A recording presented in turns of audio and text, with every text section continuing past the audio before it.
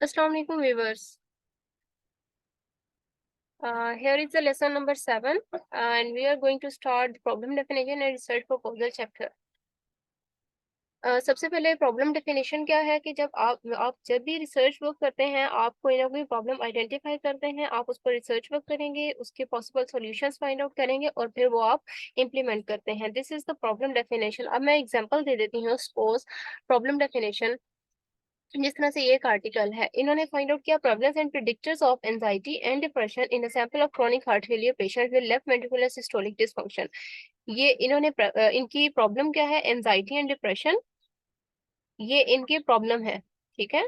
And in a sample of chronic heart failure patients, तो ये इनके जो स्टडी सैंपल है, स्टडी पॉपुलेशन है, वो क्रोनिक हार्ट फेलियर पेशेंट्स है और उनका लेफ्ट वेंट्रिकुलर और specifically chronic heart failure patient में ये ले रहे हैं लेफ्ट वेंट्रिकुलर सिस्टोलिक डिसफंक्शन के patients.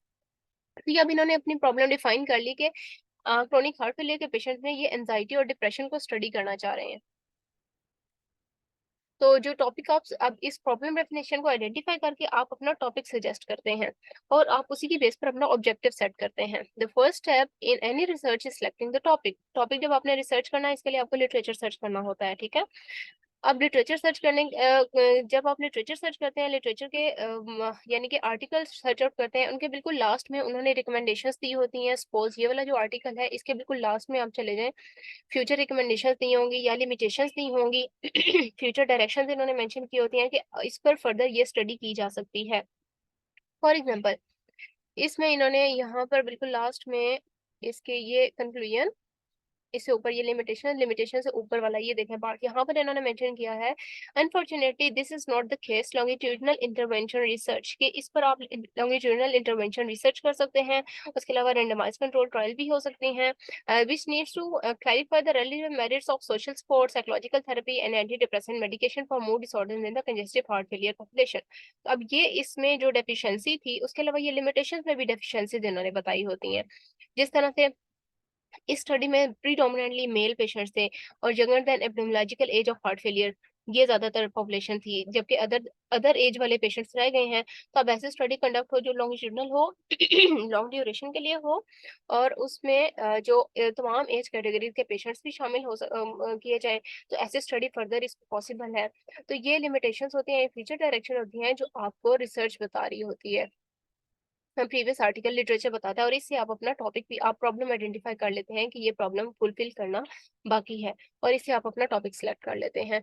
Now moving toward techniques for narrowing a topic into a research question, जब आपने टॉपिक को नैरो डाउन करना है to make its research question, तो आप कौन कौन सी अप्रोचेस फॉलो करते हैं। Number 1, examining the literature. जैसे मैंने भी आपको लिटरेचर एक आर्टिकल दिखा दिया, इसमें अनएक्सपेक्टेड फाइंडिंग्स आप देख सकते हैं, कोई सजेशन जो उन्होंने गिवन है वो आ सकती हैं। अनएक्सपेक्टेड फाइंडिंग्स से जो होनी चाहिए थी वो फाइंडिंग्स नहीं आई, तो आप उस पर रिसर्च कर सकते हैं। एंड देन एग्जिस्टिंग एक्सप्लेनेशन या थ्योरी को आप फॉलो कर लें, या कोई उसमें चैलेंजेस आए हैं कि वो स्टडी करते हुए जो चैलेंजेस फेस करने पड़े, आप उन चैलेंजेस को कैटरफॉल करते हुए कोई स्टडी करें, या फिर ऑलरेडी जो स्टडी आप उसको फर्दर एलेबोरेट करें, एक्सप्लोर करें, फर्दर उसमें वेरिएबल्स ऐड करके उस पर रिसर्च करें। Then talk over ideas with other. आपने जब लिटरेचर सर्च कर लिया, उसके बाद आप उसको डिस्कस करेंगे विद कोलीग्स और with supervisors and so on, and then apply to a specific context. जब आपने वो टॉपिक डिस्कस कर लिया, अब आप उसको स्पेसिफिक कॉन्टेक्स्ट पर अप्लाई करेंगे। स्पेसिफिक कॉन्टेक्स्ट के आप कितने टाइम ड्यूरेशन के लिए डाटा कलेक्ट करेंगे, आपकी स्टडी पॉपुलेशन क्या होगी, आप कौन से पेशेंट से लेंगे या कौन सी पॉपुलेशन से डाटा कलेक्ट करेंगे। Narrow the topic to a specific society और ज्योग्राफिक यूनिट, और आप जो डाटा लेंगे वो किस स्पेसिफिक ज्योग्राफिकल एरिया से लेंगे, या जनरल पब्लिक से लेंगे, या किसी हॉस्पिटल से अगर लेने हैं तो आप कौन से पेशेंट्स को टारगेट करेंगे। देन डिफाइन द एम और desired outcome of the study. अब ये सब आप ऊपर डिफाइन कर चुके होंगे, तो फिर उसके बाद आपका टॉपिक एक्चुअली डिफाइन हो चुका है। अब आपने अपना ऑब्जेक्टिव सेट करना है उसी टॉपिक की बेस पर कि आप एक्चुअली वो स्टडी कंडक्ट जो कर रहे हैं, वो उसमें आप स्टडी क्या करेंगे, आपका ऑब्जेक्टिव क्या होगा। फॉर एग्जांपल, अब ये वाली जो स्टडी है जो मैंने लिटरेचर से एक आर्टिकल निकाला, अब इनका ऑब्जेक्टिव है, ये एब्स्ट्रैक्ट में नंबर इन्होंने ऑब्जेक्टिव मेंशन किया टू डिटरमिन द प्रेवलेंस। एक तो ये प्रेवलेंस फाइंड आउट करेंगे और प्रिडिक्टर्स फाइंड आउट करेंगे एंजाइटी और डिप्रेशन के पेशेंट्स में, और आगे इन्होंने पॉपुलेशन, स्टडी पॉपुलेशन डिफाइन की हुई है। तो ये अभी इनका ऑब्जेक्टिव हो गया, सेम आपका ऑब्जेक्टिव सेट हो जाता है। Then from the research question to hypothesis, जब आपने रिसर्च क्वेश्चन आइडेंटिफाई कर लिया, अब आप इनके हाइपोथेसिस ड्रॉ करते हैं। हाइपोथेसिस किस तरह से ड्रॉ किया जाता है। फॉर एग्जांपल,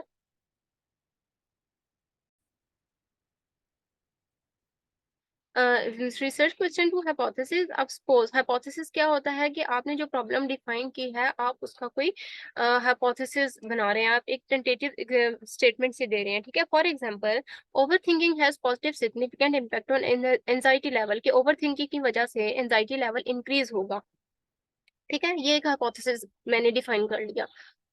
सिमिलर, अब ओवर थिंकिंग एक प्रिडिक्टर हो सकता है, वेरिएबल हो सकता है, ये इंडिपेंडेंट वेरिएबल है जो एंजाइटी लेवल को अफेक्ट कर रहा है पॉजिटिवली। अब मैं इसके साथ एक और हाइपोथेसिस मैंने बनाया है कि patient counselling moderates the relationship of overthinking, OT overthinking and anxiety in such a way that it weakens the relationship when patient counselling increases. कि जब पेशेंट काउंसलिंग इंक्रीज होगी तो ये जो रिलेशनशिप था between over thinking and anxiety level, ये decrease होगा, ये वीक हो जाएगा ये रिलेशनशिप। अब ये मेरे दो हाइपोथेसिस थे। तो अब इस प्रॉब्लम से मैंने हाइपोथेसिस जनरेट के लिए, फॉर एग्जांपल अगर मैं इसका मॉडल बनाऊं, रिसर्च मॉडल बनाऊं, overthinking has positive significant impact on anxiety, और अगर पेशेंट काउंसलिंग की बात की जाए, इट वीकन्स दिस रिलेशनशिप। इस पेशेंट काउंसलिंग का इस रिलेशनशिप पर नेगेटिव इफेक्ट है, ये इस रिलेशनशिप को वीक करती है, जबकि ओवरथिंकिंग और एंजाइटी का आपस में पॉजिटिव रिलेशनशिप है। अब ये मैंने हाइपोथेसाइज कर लिया है।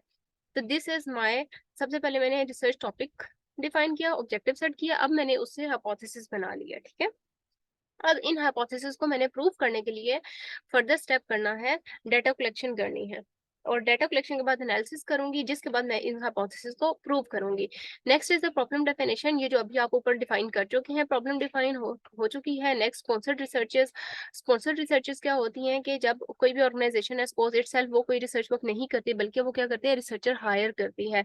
अगर उसने कोई रिसर्च वर्क करवाना हो, कोई रिसर्च प्रोजेक्ट, वो पिक करती है और उसके लिए रिसर्चर्स हायर किए जाते हैं। तो ऐसे रिसर्चेस को हम कहते हैं स्पॉन्सर्ड रिसर्चेस, जिसमें रिसर्चर्स को हायर करके कंडक्ट करवाया जाए, that is sponsored researches. Next one is a research proposal. Research proposal क्या है, इसके लिए मैंने प्रॉपर साइनॉप्सिस राइटिंग की गाइडलाइन दी हुई है, जिसका लिंक ऊपर वीडियो के ऊपर गिवन भी है एट द, और इस वीडियो के एंड पर भी इसका लिंक मेंशन है, और नीचे डिस्क्रिप्शन में भी इसका लिंक मेंशन है, आप लोग वहां से फॉलो कर सकते हैं। रिसर्च प्रपोजल को आपको एक जनरल आइडिया दे देती हूँ कि ये आप ऐसा फ्रेमवर्क बनाते हैं कि आप जब भी कोई रिसर्च वर्क करना चाहते हैं, तो आप सबसे पहले उस पर एक प्रपोजल राइटअप करते हैं कि मैं ये स्टडी या ये प्रोजेक्ट करना चाहता हूँ, ये चाहती हूँ इन फ्यूचर या फिर इनकमिंग डेज। तो आप वो प्रपोज करते हैं, अपने सुपरवाइजर को प्रपोज कर रहे होते हैं, या अपने सुपरवाइजर को प्रेजेंट करते हैं कि मैं ये रिसर्च वर्क कंडक्ट करना चाहता हूँ।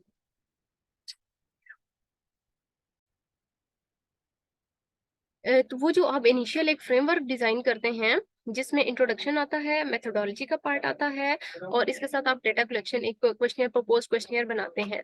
This is the research proposal, जिसको आप प्रेजेंट करने के बाद आप प्रॉपर अपना रिसर्च वर्क कंडक्ट करते हैं। आप डेटा कलेक्शन की आपको एक्चुअली परमिशन चाहिए होती है एथिकल बोर्ड से, और वो परमिशन लेने के बाद आप अपना रिसर्च वर्क, डेटा कलेक्शन का प्रोसीजर स्टार्ट कर देते हैं। यहाँ पर इन्होंने रिसर्च प्रपोजल के सेक्शन मेंशन किए हुए हैं, ये मैंने अपनी जो डिस्क्रिप्शन में लिंक गिवन है, उसके अलावा ऊपर वीडियो के ऊपर भी लिंक आ रहा है, आप उसको फॉलो कर सकते हैं। उसमें भी यही चीजें मैंने बताई हैं कि फर्स्ट पार्ट होता है रिसर्च प्रपोजल का इंट्रोडक्शन, जिसमें बैकग्राउंड होता है स्टडी, ऑब्जेक्टिव, सिग्निफिकेंस, इसके अलावा रैशनल बताया जाता है, और आप अपने रिसर्च क्वेश्चंस बताते हैं। नेक्स्ट रिसर्च डिजाइन, जिसको हम मेथोडोलॉजी कहते हैं। मेथोडोलॉजी में data collection technique, population study, population, sample size, tool of data collection, data gathering कैसे करेंगे, डाटा कलेक्शन प्रोसीजर आप बताते हैं, एंड डाटा प्रोसेसिंग और एनालिसिस को एक्सप्लेन करते हैं। ये आपका रिसर्च प्रपोजल का पार्ट होता है इतना। इसके बाद रिपोर्ट राइटिंग, आप इसको एक रिटर्न डॉक्यूमेंट की फॉर्म में लिखते हैं। आप इसमें अगर कोई बजट चूज कर रहे हैं, कोई फंडिंग रिसोर्स यूज हो रहा है, आप वो लिखते हैं, और टाइम स्केड्यूल कि आप कितने टाइम ड्यूरेशन के लिए स्टडी करेंगे, कितने टाइम ड्यूरेशन के लिए डाटा कलेक्ट करेंगे, एंड देन कितने टाइम में आपने एनालिसिस करना है, एंड देन इसको प्रोसीड करना है। Then team of researchers, team of researcher के इसमें कौन कौन से रिसर्चर्स इन्वॉल्व है, मीन्स आप और आपके साथ कितने कोलिग्स है। एक research project for example 4 to 5 students कर रहे हैं, तो ये टीम ऑफ रिसर्चर्स एंड पर गिवन होती है। So this was the research proposal. Now moving towards next lesson, lesson number 12. The research process. Research process, ये जो रिसर्च प्रपोजल ऊपर डिफाइन था, इसी से ऑनवर्ड रिसर्च प्रोसेस कंप्लीट कैसे किया जाएगा। आपने वहां पर वो प्रपोजल प्रेजेंट कर दिया कि हम ये स्टडी कंडक्ट करना चाहते हैं। इसके बाद आपने, जब वो अप्रूव हो जाती है इंस्टीट्यूशनल एथिकल रिव्यू बोर्ड से, उसके बाद आपने नेक्स्ट स्टेप करना होता है डाटा कलेक्शन, क्योंकि आप without any ethical permission data collect नहीं कर सकते, इसलिए आपने एथिकल परमिशन ले ली है रिव्यू बोर्ड से। अब आप नेक्स्ट स्टेप करेंगे डाटा कलेक्शन। डाटा कलेक्शन के बाद आपका होगा, आप वो अपने जो डाटा होगा उसको एंट्री करेंगे ना सॉफ्टवेयर, जो मैंने एसपीएसएस के ऊपर बिल्कुल वीडियो के लास्ट में भी इसका लिंक गिवन होगा। एसपीएसएस सॉफ्टवेयर जिसमें हम डाटा एंट्री करते हैं और उसके एनालिसिस किया जाता है। एनालिसिस करने के बाद आपके जो रिजल्ट्स आते हैं आप उनकी बेसिस पर डिस्कस करते हैं अपने रिजल्ट्स को, और कोई स्ट्रैटेजीज या फिर कोई फ्यूचर रिकमेंडेशंस वगैरह आप अप्लाई करते हैं और सजेस्ट कर रहे होते हैं for the betterment of the problem. Now the research process, इसमें इसको ये ओवरव्यू दिया हुआ है आप लोगों को, ये मैं completely अगेन बताती हूँ। ब्रॉड प्रॉब्लम एरिया कि जो सबसे पहले आपने various approaches suggest some different steps ranging from 5 steps to 11 step. अब वेरियस टाइप ऑफ अप्रोचेस होती हैं व्हाइल डूइंग रिसर्च। अब इसमें 5 स्टेप से 11 स्टेप्स तक होते हैं जो आपको फॉलो करने होते हैं इन ऑर्डर टू कंडक्ट और कंप्लीट योर रिसर्च प्रोजेक्ट। तो डिफरेंट टाइप ऑफ रिसर्च में डिफरेंट टाइप की स्ट्रेटजी फॉलो होती है। माइनर डिफरेंस होते हैं, इतना ज्यादा कोई खास डिफरेंस नहीं होता। अच्छा, अब कंप्लीट रिसर्च प्रोसेस कैसा है? सबसे पहले ब्रॉड प्रॉब्लम एरिया जो आप डिफाइन कर चुके थे, आपने टॉपिक सजेस्ट कर लिया, सिलेक्ट कर लिया था और आपने अपना ऑब्जेक्टिव भी सिलेक्ट कर लिया था। आपने रिसर्च प्रपोजल अप्रूव करवा लिया। Next preliminary data collection. This step में be considered as a part of the exploratory research. जब आप एक्सप्लोरेटरी रिसर्च करते हैं तो आप डाटा कलेक्शन की तरफ जाते हैं। डाटा कलेक्शन, अब आपने स्पेसिफिक जिन पेशेंट से, जिस तरह क्रोनिक हार्ट फेलियर के पेशेंट में आपने एंजाइटी डिप्रेशन फाइंड आउट करा था, तो आप क्रोनिक हार्ट फेलियर से एंजाइटी डिप्रेशन से रेलेवेंट क्वेश्चंस पूछेंगे और आप डाटा कलेक्ट कर रहे होंगे। आप इसके लिए एक डाटा कलेक्शन टूल होता है या क्वेश्चनर होता है, क्वेश्चंस होते हैं कुछ लिकर्ट स्केल पर 1 to कोडिंग हो सकती है। आप उस पर क्वेश्चनिंग करते हैं अपनी स्टडी सैंपल से, जो स्टडी पॉपुलेशन होती है, और आप नोट डाउन करते जाते हैं उनका डाटा कोडिंग की फॉर्म में। तो प्रीलिमिनरी डाटा कलेक्शन अगर आप करते हैं initially just for pilot study, आप जस्ट कि आपको ये डाटा इजीली अवेलेबल होगा या नहीं होगा, वो जस्ट आप चेक करने के लिए, और फिर आप उसको एक्चुअली रिसर्च कंडक्ट करने के लिए प्रोसीड करते हैं। Then problem definition. Problem definition ऊपर डिटेल से एक्सप्लेन होगी है चैप्टर 11 में, और इसमें इन्होंने कुछ एग्जांपल्स दी हुई हैं प्रॉब्लम डेफिनेशन के लिए। टू व्हाट एक्सटेंट, सपोज कि अगर कोई ऐसी problem definition, to what extent has the new advertising campaign been successful in creating the high quality consumer centred corporate image that it was intended to produce, and has the new packaging affected the sale of products. अब इसमें देखें independent dependent variable इन्होंने specify कर दिया कि new packaging, क्या new packaging का effect होता है सेल ऑफ द प्रोडक्ट्स पर? तो this is the dependent variable and packaging effect is a independent variable. तो अब इससे आप रिसर्च, ये रिसर्च क्वेश्चन है आपके जिससे आप प्रॉब्लम डेफिनेशन डिफाइन कर रहे हैं। आपने इस प्रॉब्लम को सॉल्व करने के लिए रिसर्च वर्क, आप अब आपका होल रिसर्च वर्क इस एक रिसर्च प्रॉब्लम पर बेस कर सकता है। Will the day care centre affect the productivity of the female workers?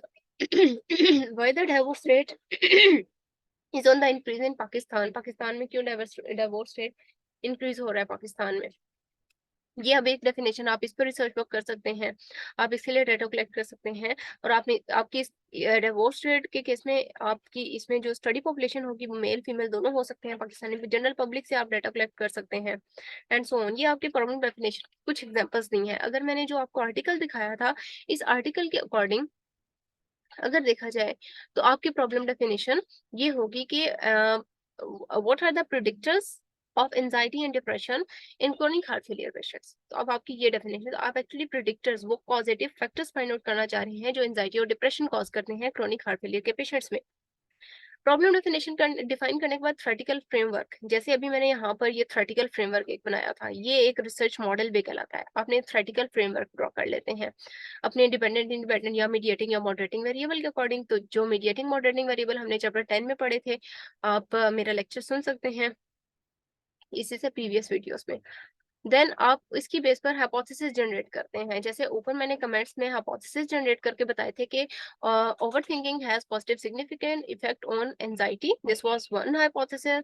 The other hypothesis was patient counselling moderates the relationship of over thinking and anxiety. तो ये आपका second hypothesis था। अब आपने थ्योरेटिकल फ्रेमवर्क पर हाइपोथेसिस अपने generate कर लिए। इसके बाद आपने रिसर्च डिजाइन में रिसर्च डिजाइन डिफरेंट टाइप्स के होते हैं, जिसमें नंबर 1 सर्वे टाइप का हो सकता है। सर्वे में क्या होता है, आप जनरल सर्वेस करते हैं, जनरल पब्लिक में जा सकते हैं, जिसमें आप क्वेश्चनर्स होते हैं, क्वेश्चनिंग करते हैं, और आप उन क्वेश्चंस पर जो लोग होते हैं उनसे जब आप डाटा कलेक्ट कर रहे हैं उनसे क्वेश्चनिंग करते हैं, और आप क्वेश्चनर पर क्वेश्चंस की कोडिंग होती है। सपोज अगर मैं आपसे क्वेश्चन करूं, do you have stress in previous 10 days, और फिर इसके आगे मैं आपको 5 कोडिंग दे दूं, जिस तरह से 1 to 5 कोडिंग हो, one is presenting that strongly agree, second is 2 is presenting that agree, third one is neutral, fourth one is disagree, and the fifth one is strongly disagree. तो अब ये 5 कोडिंग दे दिया, अब आप इसमें से 1 2 3 4 5 कोड कर देंगे कि आपको स्ट्रेस था या नहीं। तो इस तरह के जब क्वेश्चंस होंगे तो इसको सर्वे टाइप क्वेश्चन बोला जाता है, सर्वे टाइप रिसर्च डिजाइन कहलाता है ये। इसके बाद एक्सपेरिमेंटल स्टडीज भी होती हैं। एक्सपेरिमेंटल स्टडीज में आप कॉज एंड इफेक्ट चेक कर रहे होते हैं। कॉज एंड इफेक्ट किस तरह से कि आपके पास एक इंडिपेंडेंट है और डिपेंडेंट वेरिएबल है, और आप उसका अफेक्ट चेक करें तो causative factor is independent variable, effect is the outcome variable which is affecting by the positive factor. तो आप कॉज एंड इफेक्ट रिलेशनशिप में कोई ना कोई इंडिपेंडेंट डिपेंडेंट वेरिएबल रखकर कॉज एंड इफेक्ट चेक कर रहे होते हैं, और आप एक्चुअली एक्सपेरिमेंट कंडक्ट कर रहे हैं। देन ऑब्जर्वेशन टेक्निक्स में क्या है कि जस्ट आप किसी स्पेसिफिक टारगेट पॉपुलेशन की तरफ गए, वहां पर आपने जस्ट ऑब्जर्व करें हैं वहां के लोगों को या फिर उनका बिहेवियर, या इस तरह की जब आप ऑब्जर्व करके कोई रिसर्च करें, that is observatory research. Communication analysis होता है कि जब आप number of people are sitting together and they are communicating with each other, अब आप उनका कम्युनिकेशन, आप उनके मीनिंग्स या वर्ड्स या पिक्टोरियल प्रेजेंटेशन या सिंबल्स आइडियाज को यूज करते हुए कम्युनिकेशन एनालिसिस कर रहे हैं। केस स्टडी क्या है कि आपने एक सिंगल केस लिया, सपोज एक डॉक्टर है, उसने सर्जरी की, कार्डियक सर्जन, और उसने अब जिस एक पेशेंट की सर्जरी की, वो उस केस को अगर एक रिपोर्ट फॉर्म में, डॉक्यूमेंट फॉर्म में लेकर आता है, उसकी एक कंप्लीट डिस्क्रिप्शन देता है without exposing the patient anonymity, तो इस टाइप के जब आप एक रिपोर्ट रेडी करें, that is called case study, और इसको हम केस रिपोर्ट की फॉर्म में प्रेजेंट करते हैं for publication. And then focus group discussion में क्या है कि 6 to 12 पीपल इसमें बेसिकली इन्वॉल्व होते हैं, और उनको 1 to 2 आवर के लिए एक जगह पर बिठा दिया जाता है, उन्हें कोई टॉपिक दे दिया जाता है, वो उसको डिस्कस करते हैं, और उनको एक पर्सन कोई और जो कि मॉडरेटर कहलाता है वो उनको ऑब्जर्व कर रहा होता है। तो इस तरह से फोकस्ड ग्रुप डिस्कशन अगर की जाए, इस टाइप की रिसर्च को हम कहते हैं, इस टाइप का वर्क जो होगा वो हम कहलाएगा फोकस ग्रुप डिस्कशन। ठीक है, तो these are the research design which can be used while conducting research, and then आपने रिसर्च डिजाइन डिफाइन कर लिया कि आप किस टाइप का रिसर्च करने चाह रहे हैं। देन डाटा कलेक्शन आप करेंगे, डाटा कलेक्शन आप क्वेश्चनियर पर करेंगे, कोई डाटा कलेक्शन टूल होगा उस पर डाटा नोट कर लेंगे। फिर डाटा प्रोसेसिंग के लिए आप कोई सॉफ्टवेयर यूज करते हैं, जिस तरह से SPSS यूज किया जाता है, आप उसमें डाटा एंट्री करेंगे और डाटा प्रोसेस करेंगे, और उसी में आपके एनालिसिस की जाती है। जब डाटा प्रोसेसिंग की जाती है ना, इसमें आपने जो डाटा क्वालिटेटिव फॉर्म में नोट डाउन किया, सपोज अगर पेशेंट कहता है मैं एग्री हूँ, आप एग्री, नॉट एग्री, डिसएग्री, या इस तरह की जो है इनकी कोडिंग कर देंगे 1 2 3 4 5। तो दिस टाइप ऑफ एडिटिंग या कोडिंग जो होगी हम कहते हैं डाटा प्रोसेसिंग। उसके बाद आप इसकी एंट्री करते हैं इन सॉफ्टवेयर, और एंट्री करने के बाद आप उस पर टेस्ट रन करते हैं, सपोज डिस्क्रिप्टिव फ्रीक्वेंसी परसेंटेज निकालने, मीन एसटी निकाली, या फिर कोई स्टैटिस्टिकल टेस्ट, हम स्टैटिस्टिकल टेस्ट पर भी इंशाल्लाह लेक्चर करेंगे, अप्लाई करते हैं। तो this type of task is called data analysis. After that जब आपने एनालिसिस कर लिया, तो जो आपने हाइपोथेसिस सजेस्ट किए हुए थे, एनालिसिस के बाद आपको उन रिजल्ट से पता चलेगा, एक्चुअली इसमें पी वैल्यू निकाली जाती है। पी वैल्यू पर भी मैं लेक्चर जरूर अपलोड करूंगी। पी वैल्यू 0.05 इसकी लिमिट होती है। अगर 0.05 से कम आ रही हो पी वैल्यू, तो हम कहते हैं सिग्निफिकेंट रिजल्ट है, आपके हाइपोथेसिस प्रूव हो गए हैं। अगर पी वैल्यू मोर देन 0.05 आती है, तो इट मींस आपके हाइपोथेसिस रिजेक्ट हो गए हैं। ठीक है, तो अब एनालिसिस के बाद आपकी पी वैल्यू से पता चलेगा कि आपके हाइपोथेसिस प्रूव हो रहे हैं, यानी कि जो आपने स्टेटमेंट सोची थी कि overthinking causes increase in anxiety level, अगर इसकी पी वैल्यू लेस देन 0.05 है, इट मींस आपका जो हाइपोथेसिस था आपने बिल्कुल सही सोचा था और वो प्रूव हो रहा है। Similarly moderative behaviour of the patient counselling अगर चेक करना है, इसकी भी पी वैल्यू से आपको पता चलेगा कि एज अ मॉडरेटर एक्ट कर रहा है या नहीं कर रहा, आपके हाइपोथेसिस, आपकी एजम्पशन ठीक थी या गलत थी।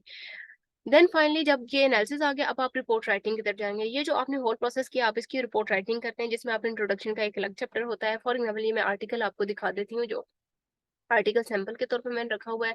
अब आप इस आर्टिकल में देखें, ये रिपोर्ट राइटिंग कंप्लीट हुई हुई है। ठीक है, इसमें इंट्रोडक्शन आ गया सबसे पहले, this one. After that introduction के बाद यहाँ पर मेथोडोलॉजी का पार्ट, मेथड्स में इन्होंने ये सारे एक्सप्लेन किए हुए हैं कि इन्होंने क्या क्या स्ट्रेटेजी अप्लाई की, कौन सा रिसर्च डिजाइन अप्लाई किया, कौन सा इन्होंने सैंपल साइज क्या था, इनकी सैम्पलिंग टेक्निक क्या थी, इनका स्टैटिस्टिकल एनालिसिस में क्या क्या ऐड था। उसके बाद रिजल्ट सेक्शन आ गया। रिजल्ट में इन्होंने जो रिजल्ट्स डाटा कलेक्शन की थी, एनालिसिस की थी, उसके सारे रिजल्ट्स आ गए। रिजल्ट्स के बाद ये डिस्कशन का पार्ट आता है। डिस्कशन में आपके जो रिजल्ट्स आते हैं, आप वो जो प्रीवियस स्टडीज हुई होती हैं, प्रीवियस रिसर्च हुई होती हैं, आप उनके साथ अपने रिजल्ट्स को कंपेयर करते हैं। फाइनली आप को जो जो during the whole research problems कैटर फॉल करनी पड़ी, they are the limitations of your studies, and finally आप कंक्लूजन निकालते हैं, कंक्लूड करते हैं कि आप क्या अपने रिसर्च वर्क से आपने फाइनली कंक्लूड क्या किया। ठीक है, आपके हाइपोथेसिस प्रूव हुए या डिसप्रूव हुए, और आप उन पर क्या कोई स्ट्रेटेजीज अप्लाई कर सकते हैं या कोई रिकमेंडेशंस दे सकते हैं। तो this is the whole report writing, और इसमें एंड पे रेफरेंसेस का मेंशन है। रेफरेंसेस किस तरह से की जाते हैं, ये मैंने इसके लिए अलग से वीडियो अपलोड की हुई है, रेफरेंसिंग इन एनी स्टाइल। तो उसका भी लिंक मैं डिस्क्रिप्शन में मेंशन किया हुआ है, आप वहां से उसको फॉलो कर सकते हैं। अब आ जाए वापस। ये आपका था whole process, research process, report writing आपकी कंप्लीट, और ये रिसर्च प्रोसेस की एक फ्लो चार्ट बनाया हुआ है, जिसको फॉलो करते हुए आप अपनी रिपोर्ट राइटिंग कंप्लीट करते हैं। This was the whole for today. इन नेक्स्ट डायग्राम में भी यही बताया हुआ है, स्टार्ट टू एंड, जो आप रिसर्च प्रोसेस फॉलो कर रहे हैं वो। तो वीडियो अच्छी लगे तो लाइक करें, शेयर करें, सब्सक्राइब करें। तब तक और मिलते हैं आपको नेक्स्ट लेक्चर में। तब तक के लिए अल्लाह हाफिज, थैंक यू।